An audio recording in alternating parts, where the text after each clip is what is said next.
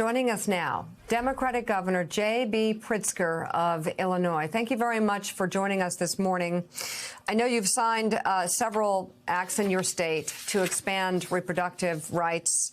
First of all, what is your reaction to this draft opinion? It's appalling. And frankly, women everywhere and their allies are terrified because they're criminalizing in most states in the United States. They'll be criminalizing women's rights, women's reproductive rights, women's health.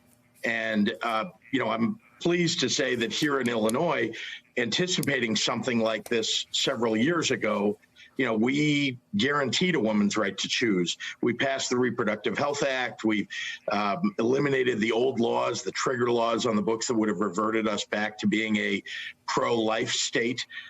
So in Illinois, anyway, we're an island in the Midwest, but, there are women all around us that are going to be swimming to get onto our island to exercise their rights and guarantee their freedoms.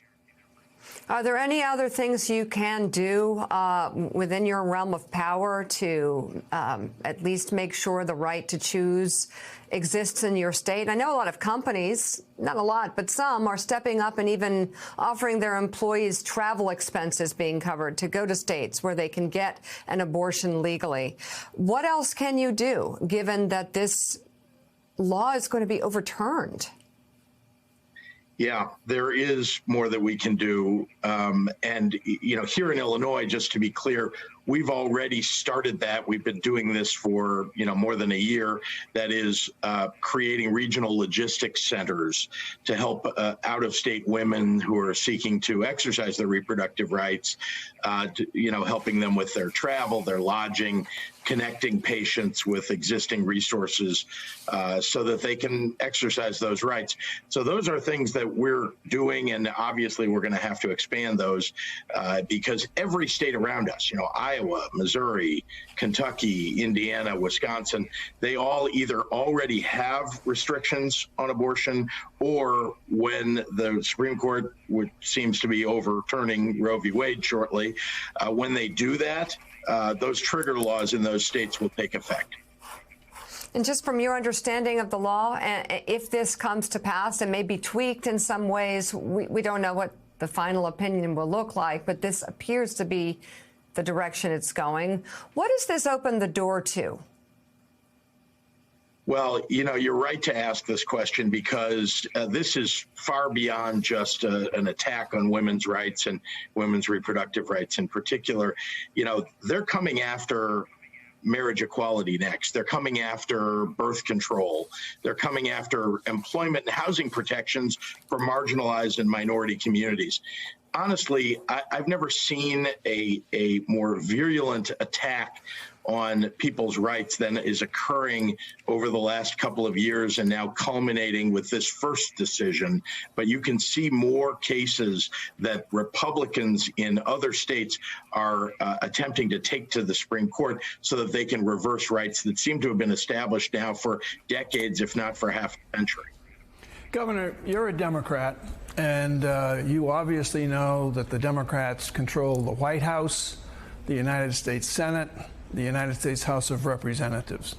What's your feeling about the fact that Senator Schumer has scheduled a vote next week to take place in the Senate? It will fail on codifying abortion rights.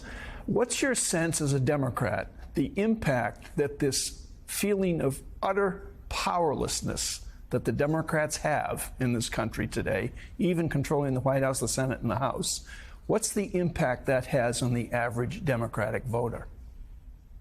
Well, let me remind you that the Senate is 50-50. And even among the Democrats, there is at least one senator who is anti-choice. So there is not a pro-choice majority in the United States Senate. And then similarly, look at the states. There are a majority of states that have Republican governors leading them.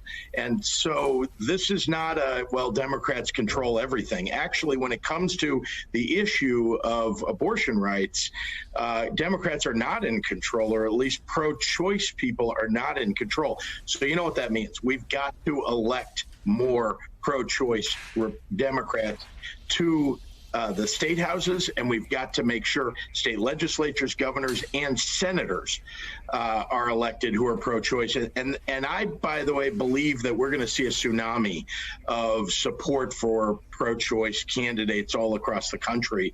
We're already seeing it. You saw protests just the other day on the first night that this news came out. Think about what it'll be like on the night when they actually issue this decision. And then for months thereafter, people are going to be activated just like they were in the Women's March on January 21st of 2017. Democratic Governor J.B. Pritzker of Illinois, thank you very much for coming on the show this morning. Thank you, Meek. And